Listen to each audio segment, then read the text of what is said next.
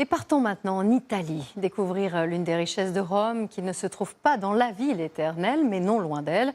Des dizaines de lacs qui l'entourent et où se nichent de multiples richesses, aussi bien géologiques que culturelles, parmi lesquelles la résidence d'été du pape Castel Gandolfo. Mathieu Poissonnet, Lucas Lassalle nous font découvrir les lacs du Latium.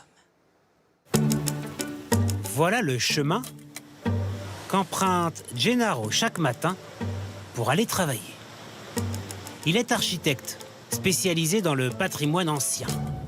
Actuellement, il étudie cette petite île posée tout au fond sur le lac Bolsena.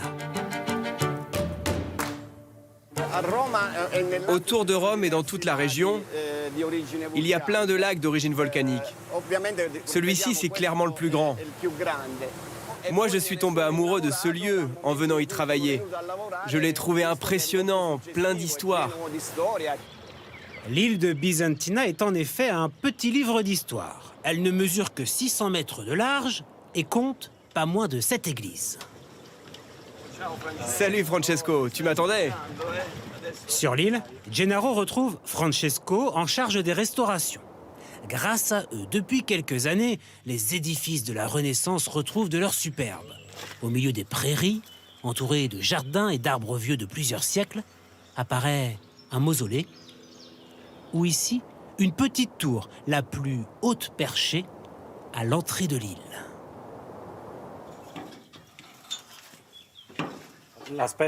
D'aspect, on pourrait croire à une tour défensive ici, sur la pointe, sur le rocher. Mais dans le cas présent, c'est un oratoire, une petite église avec son autel.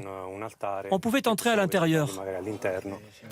Ce sont les Farnèse, riches aristocrates romains, propriétaires de l'île au XVe siècle, qui ont édifié ces monuments.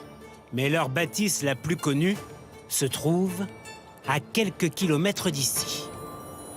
Voici le Palazzo Farnèse qui surplombe tout, les lacs, les montagnes, les villages.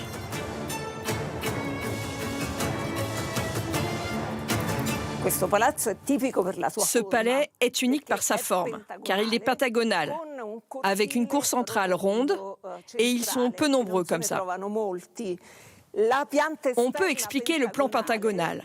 C'est dû au fait qu'initialement, c'était une forteresse.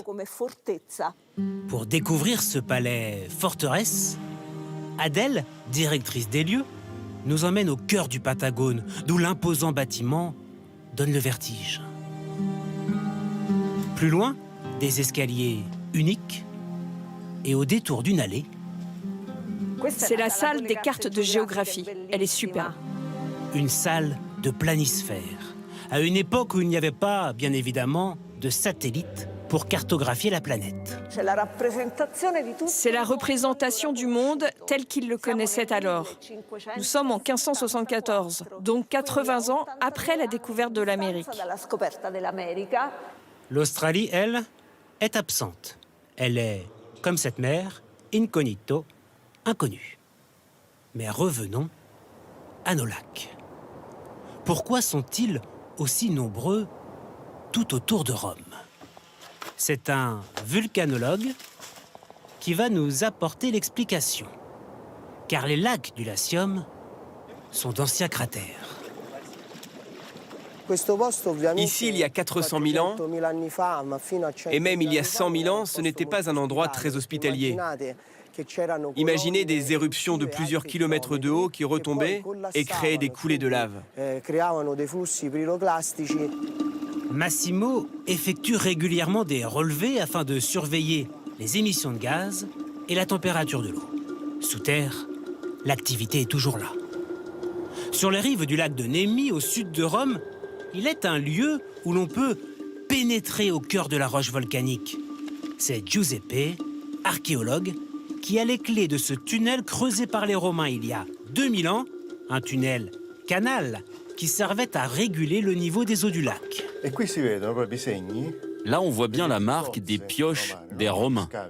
Vous voyez, ils ont vraiment tout creusé à la main, dans le basalte. Là, on est vraiment au cœur de la roche volcanique. Ici, mieux vaut être petit et ne pas aimer la lumière, comme elle. Tiens, regarde, une chauve-souris. Ici, il y a toute une colonie. Allez, on avance. Le tunnel mesure plus d'1,5 km de long. Il a été creusé de chaque côté et visiblement, les deux parties ont eu du mal à se retrouver. Ça, c'est une petite erreur. L'équipe qui arrivait d'ici est allée tout droit. Mais ils ont compris que les autres en face allaient dans une autre direction. Alors ils ont effectué un virage. Terminons notre voyage par le lac le plus célèbre. Le lac des Papes. C'est ici, à Castel Gandolfo, que se trouve la résidence d'été du souverain pontife, de quoi attirer des touristes du monde entier. Vous êtes venu pour le lac ou pour le pape? Le pape. Le lac et le pape. On comprend que le pape venait ici pour se reposer. Il avait une vue au niveau de sa résidence d'été extraordinaire, paisible. C'est depuis Castel Gandolfo que les papes observaient le ciel. Ici, à l'Observatoire du Vatican. Depuis plus de 500 ans, l'État pontifical a ses propres astronomes. Le ciel, c'est important. On a toujours dit que l'homme rêvait d'aller dans le ciel. Comme le disait Galilée, la Bible n'enseigne pas comment est fait le ciel, mais comment y monter. Le ciel nous fascine tous, y compris dans la religion catholique. Personne n'a jamais vu un pape piquer une tête dans le lac. Les Italiens, eux, en raffolent. Au cœur de la campagne romaine, à l'abri des montagnes, ces anciens cratères sont devenus très paisibles.